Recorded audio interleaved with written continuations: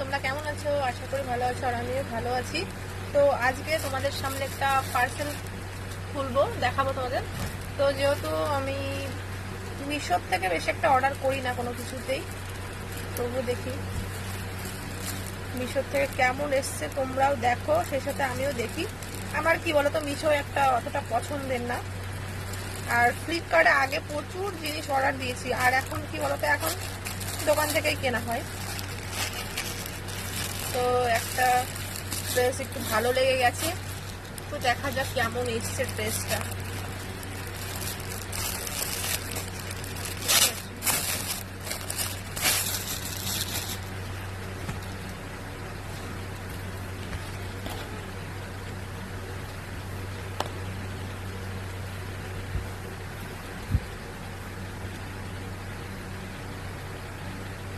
তো কেমন